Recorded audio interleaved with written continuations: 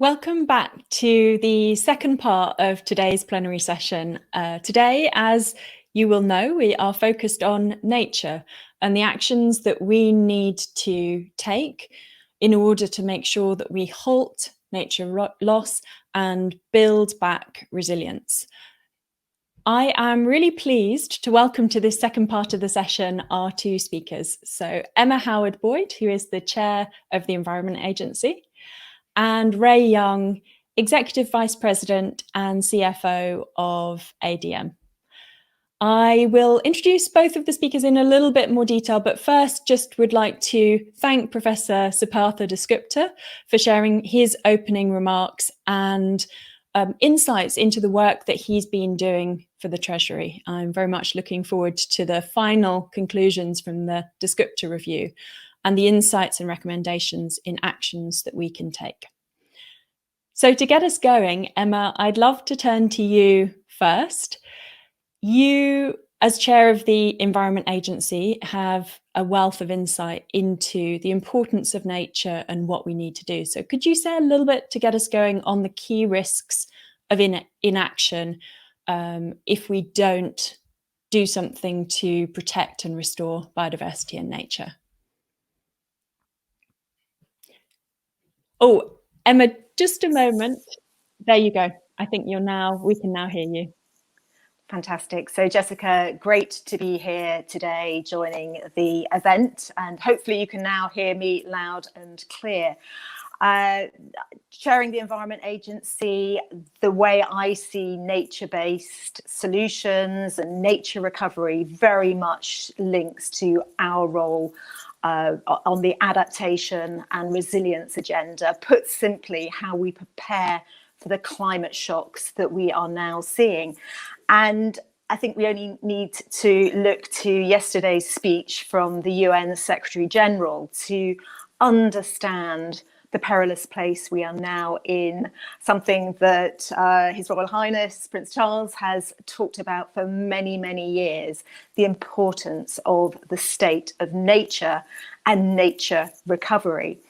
And again, this join up between the climate change agenda, restoration of nature, really came to the fore, not just through the work I've been doing on flood protection, water quality at the Environment Agency, but also from a global perspective, the work that I have been doing as the UK Commissioner for the Global Commission on Adaptation. And this is a place where we have really sought over the last 2 years to make sure as much attention is given to preparing for climate shocks as it is to reducing greenhouse gas emissions, and then really bringing to the fore the role that nature plays at a very local level in helping prepare for climate shocks. And like so much of this agenda, the complexity of it, you then break down to steps that need to be taken different ways, different places, some of them very similar, some of them very different, depending on which sector you're in and how it links to the world of finance. But nature, the way it's come to the fore over the recent years, over the recent months, is one way that we really need to make sure there's just as much emphasis from the business community and the investment community. Which I think is probably a good segue then to welcome Ray. Now, Ray, as CFO of a large multinational organisation, so for ADM, can you just share why nature matters for your business and others? Well, good morning and good afternoon, everyone. It's a pleasure to be with you in this particular forum. Well, when you think about nature, the importance of nature is literally embedded in ADM's purpose. Our purpose statement is to unlock the power of nature to enrich the quality of life.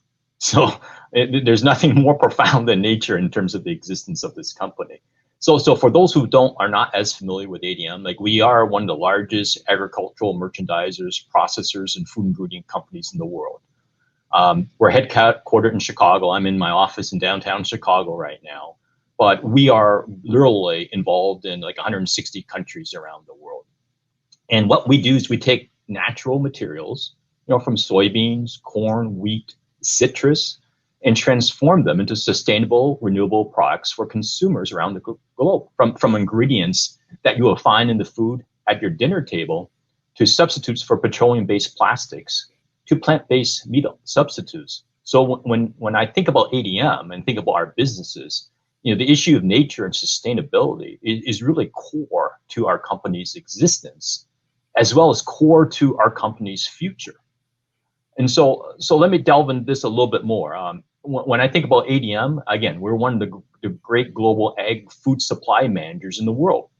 So we really are the bridge between the growers who touch nature all the time to the consumers who consumers are very sensitive about how they're going to impact the environment in their everyday lives. So we are seeing increasing focus across the entire food supply chain in terms of the sensitivity to the environment, the sensitivity to nature. And as involved in the global food supply chain, we can influence this significantly. We can influence, for example, sustainable agricultural practices. We're very much involved in terms of the products that show up on the dinner table and make sure that they're sustainable. What's interesting is when we talk to farmers around the world, they're all very sensitive about the environment. They're all very sensitive about nature, because they know that their own existence depends upon making sure that the soil on the ground, the air that we breathe, their existence depends on us continuing to sustain this in order for us to supply the food that everyone needs to eat around the world. And lastly, why is this an important issue to me as CFO? I have a 2-year-old son, and I do worry about the world that he's going to be growing up in the future, right? I do worry about the environment, the air that he breathes. I worry about the societal issues that we're facing right now. As an example, over the summer, there's been tremendous looting in Chicago, right? So the whole aspect of ESG is actually centered, very personal to me, in order to make sure that we as a company can do whatever we can to make the world a better place to live for my son to grow up as well. So thank you for the opportunity to express some of these introductory thoughts. Yeah, thanks, Ray. And maybe picking up on one or two points that you've raised there, and then I'd love to hear Emma's perspective around what you've said. But you touched on consumers and consumer trends, and also you referenced some of the context we've been living with, and we know that the economic consequences and fallout from the pandemic have been huge. And of course, that puts real pressure on people's cost of living. Food can be quite a big cost for many people. So you've done some research, I know, on consumer trends, but can you just say a little bit more, maybe to break that perception around investing in nature comes at a cost and people can't afford that cost, and whether there are other insights from the innovation that you've been doing in this area and consumer trends that might help shed light on some of those questions? Yeah. We recently released a publication. I think it was the end of October, which talked about really the 5 global trends that will shape the food industry in 2021. And interestingly, of the 5 trends that we talked about, only one is explicit about sustainability, but all the trends touch on this issue of really nature and sustainability. And everywhere from microbiome health to really the desire of consumers to have clear and clean labels in terms of what they eat, to really plant-based proteins as another example, right? And so, as an example on transparency, we're seeing that consumers around the world, they really want to know kind of where their food comes from, right? They really want to understand where did it get sourced from. 26% of global consumers look for the country of origin on the foods and the drink labels, right? And that's up significantly from 5 years ago. And so therefore, the whole aspect from ADM's perspective of providing traceability to our customers is very, very important, because consumers care about that. The other plant-based proteins, you talk about the growth in alternative meats. This is a true trend. And there's significant opportunities for this to continue to grow. So the global meat industry is roughly $100 billion in revenue. Alternative proteins right now is roughly $1 billion. It's only 1% of meats is alternative proteins right now. But that is growing at a very rapid pace, because we know consumers, they want alternatives. And a lot of consumers don't want to become vegetarians, right? But they want to be what we call flexitarians, right? They want the flexibility to one day eat a steak, another day eat an alternative protein type of substitute, right? An alternative burger, as an example, right? So these are real trends that we're seeing right now. And this is actually very important, because when we look at the environment right now, 15 to 20% of the greenhouse gas emissions in the world actually come from ruminant animals. And so we need to make an impact on that, and consumers care about that. And so when we think about like the pandemic, COVID-19, how that's going to change consumers' viewpoint on food, yes, clearly the issue of affordability is paramount. But we're also seeing a big emphasis on the part of consumers about eating things that actually allow them to be healthier, improve their immune system, right? And so therefore, coming up with natural ingredients, natural products, and products that help the immune system is actually very critical. And that's where a big area of focus is from our company right now. Thank you. Emma, you are, and your professional background for many years was an investor. You're still involved in the investment world, and particularly through the Environment Agency Pension Fund, which as chair.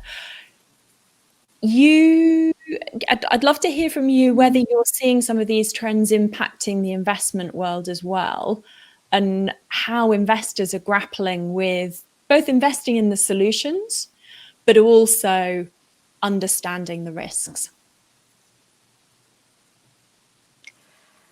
So I think we're seeing a huge shift take place, and there's no doubt from the work that I see via the Environment Agency Pension Fund, I chair the investment committee, the work that we're doing with the underlying fund managers, that shift is gaining momentum.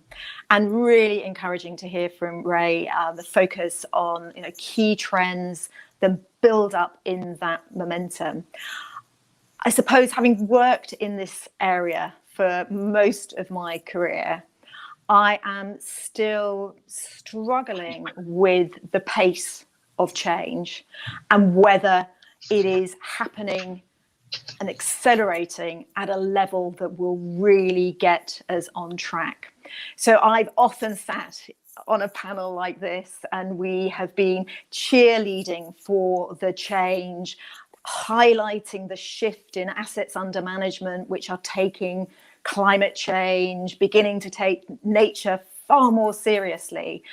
And yet I put that in the context of what was spoken about yesterday by the UN Secretary General, and that tipping point of how do we really accelerate the action that we need now to get properly on track to both from a climate change perspective, but also from a nature recovery perspective.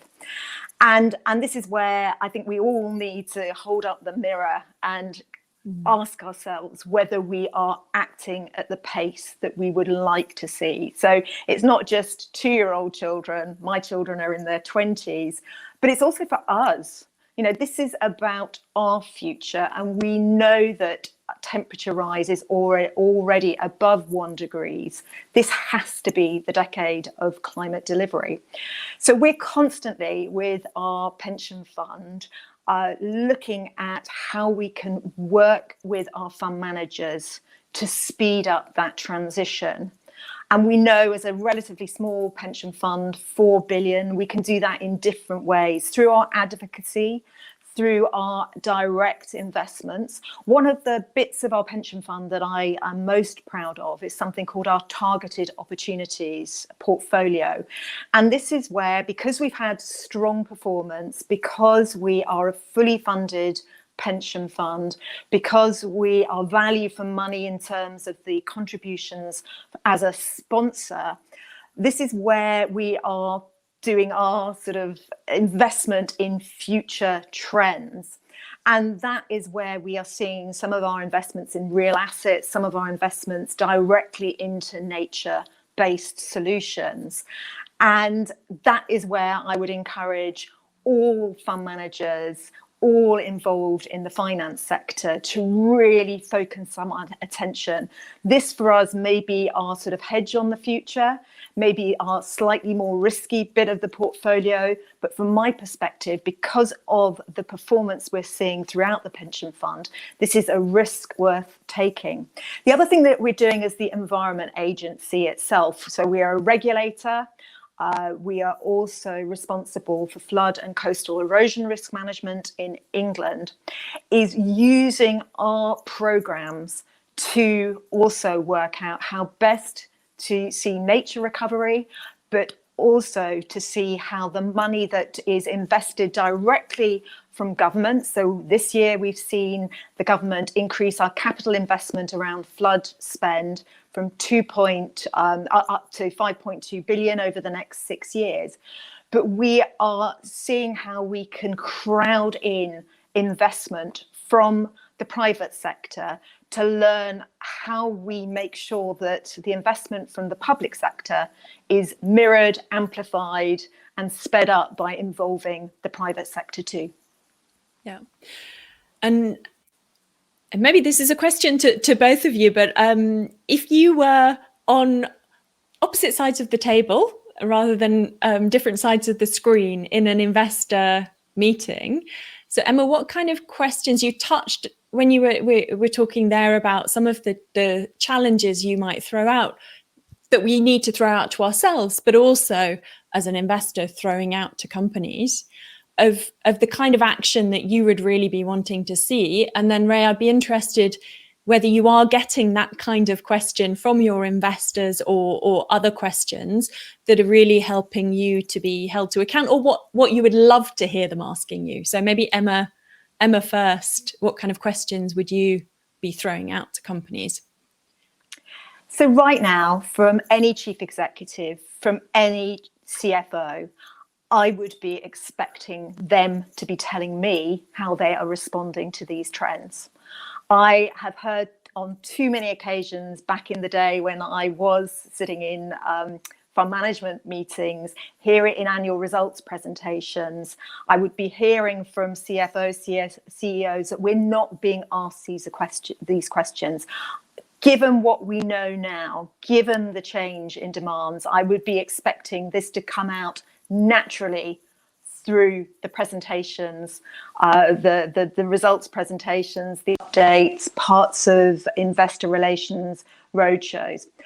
It breaks down very quickly into a sector by sector, what are the key issues? And I think that's where it gets quite difficult. One of the initiatives that I'm involved with government through the Department of Environment is something called the Council for Sustainable Business. And back in June, we hosted a conference, Jessica, you very kindly spoke at it, where we were talking about the importance of racing to net zero, but also positive nature recovery.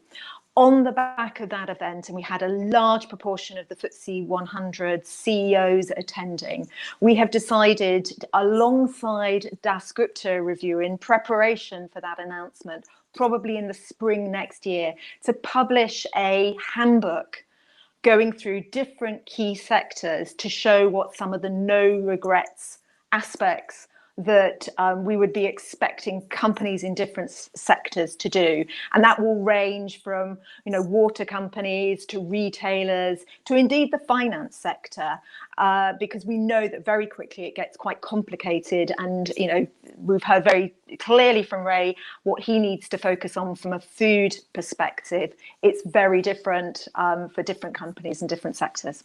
Yeah, absolutely. So Ray, what kind of questions are you getting? What kind of challenges from your investor?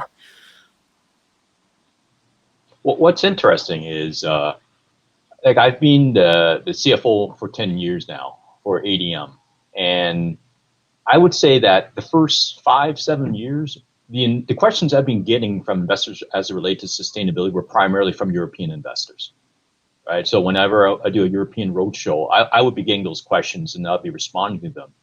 what's encouraging is, I would have to say, the last 3 years, we're getting a lot more questions, a lot more interest from the U.S. investors. So it shows you that the focus on the environment, the focus on sustainability truly is becoming more global. And for the U.S. investor base, this is becoming a very, very important issue now. The feedback I've been getting is that they're wanting companies to show continuous progress towards their objectives. First of all, make sure you have your ESG objectives out explicitly, right? So therefore, it holds management accountable. But then show your progress every year. And again, they're not expecting companies to kind of solve this overnight, but they want companies to demonstrate they're making progress every year. And there's a commitment towards allocating capital, allocating resources towards making an impact.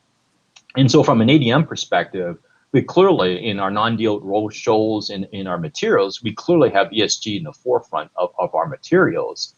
And I actually do spend a lot of time talking about how sustainability, how nature is embedded within our strategy. I mean, our 5-year plans actually count on this, right? So you think about what we're doing in terms of our new products that we're creating. They're very much addressing the issue of sustainability, whether it be replacing petroleum-based products or whether we're trying to create more plant-based proteins, right, to substitute against meats. And so on the growth side, we're telling investors that we're very much focused on this issue of sustainability, because we believe the more we focus on, the more we allocate resources, capital, this is going to help the company grow, and that's on trend. And then on the issue of like how we do things, which includes, for example, addressing greenhouse gas emissions, and we are investing in new technologies, right? So there's a new technology we're about to invest here in the United States, which will actually create a new source of energy for our plants. You know, with the carbon dioxide, we're going to be able to sequester it through carbon sequestration programs that we've developed as well. So again, the message we've been conveying to investors is it is an integral part of our strategy, and I think the investors want to hear more and more of it. And I think I mentioned to you, Jessica, before we started that, ironically, next week, one of the sell side banks that really covers the agricultural and food space, they're having their first environmental investor conference next week, right? And I'll be speaking at that one as well, right? And so it just shows you that clearly what I see in the United States is a clear pivot here towards investor interest on the issue of nature and sustainability. Yeah. Now, we've had a few questions from the audience. So what I'm going to try and do is, if we do a bit of a rapid fire response to try and get through a few of these during the session. The first one I'd like to ask is around how you can talk about nature, natural capital within your organization. So whether it's within a company or within an investor context, how do you actually bring it to life, convince people that it's relevant from a business perspective? Are there one or two top tips that either of you have? So from my perspective, it's about bringing it to life and not using technical terms, but really describing what it is that you're doing and why you're doing it. And again, that will differ from sector to sector. A lot of work is being done at the moment around tree planting, but there are other ways that nature can help clean water, hold back water, help from a flooding perspective. So again, bring it to life with real action. Yeah. And Ray, if I ask you an extension of that question, because for many organizations, it's going to be in their value chain that the risks and the opportunities and the impacts lie. Can you say how businesses can understand the impact that they have along their value chain and the dependencies, the risks that might be lying there hidden, and how you guys go about that? Well, first of all, in terms of the within our own company, you know, our purpose statement has nature in it, right? So every one of our 40,000 employees understand the importance of nature in terms of our company's existence. So it doesn't take much to convince our employees about why we need to focus on this issue, right? And they expect us to focus on this issue. On understanding within the value chain, as I mentioned, our company is a supply chain manager. So we source from the growers around the world. We transport it, we process it, We sometimes do secondary processing and then send it to the food companies, who then make it into ultimate food products and get it onto the shelves. So there's an entire value chain associated with it. We spend a lot of time working with the growers, making sure the growers have sustainable agricultural practices. In fact, that what we do is we certify certain growers in terms of their sustainable acreage. And I think we've got like over 6 million acres around the world that's certified sustainable in terms of sustainable practices. And so we try to encourage the growers to kind of take on these particular initiatives in order to kind of support the environment here. And then with respect to our transportation networks, again, very much focused in terms of how can we use biofuels in our transportation networks, alternative fuels, in order to make sure that we're doing everything possible to reduce the carbon footprint of our transportation network. So there is a lot of visibility across the entire value chain here in terms of how we address this issue of the environment. Yeah. Emma, there's another question touching on the investor side of things, and whether these issues you're already seeing hitting investments in terms of the value of investments, or whether it'll only be when you really start to see time after time, as you really are with climate change, that investors will really wake up when it comes to the nature side of the equation. Oh, that's a great question, and I'm not sure I'm close enough still to where companies' results are absolutely being hit by nature beyond some of the risks that we're seeing built up from a climate shocks perspective. So where you absolutely are seeing the change in climate having an impact on the performance of businesses. So again, it's as we get better at explaining the role of nature and the narrative, some of where we're seeing this and are articulating it better from a climate change perspective, perhaps we need to see how we make that very clear link to the natural environment. And if you think about it, the links between the pandemic and what we've seen from a zoonotic perspective and the impacts to the economy, there's probably not a single company right now that isn't experiencing shocks linked directly back to the way we have been treating nature. Yeah, absolutely. And I think that you touched on something really important there, that these issues are so intertwined, and we've been picking up on this as a thread, I think, throughout the week, and indeed through all of the work that we do, the social, the economic, all of the different environmental issues. You can't treat them each one in isolation. You really need to see them as an interdependent set of risks and opportunities in terms of some of the solutions. So Emma, so the opportunity for right now, given the amount of money going into the recovery around the world, is how we make sure that is focusing on net zero, preparing for climate shocks, the adaptation and resilience agenda, and making sure that we have really understood the need for nature recovery and how that could provide future resilience as well to the planet, and importantly, our economies and our investments. Yeah, absolutely.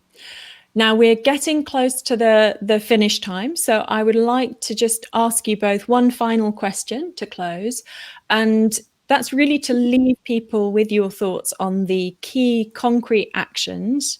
Although, as we were touching on in the earlier discussion, concrete is maybe not the right word to use when we're talking about nature, but I think everyone knows what we're talking about in terms of the really key actions that the finance community, whether in business, investor, or other parts of the financial world, need to take to restore nature. Emma, if I come to you first, and Ray, I'll come to you for the final word.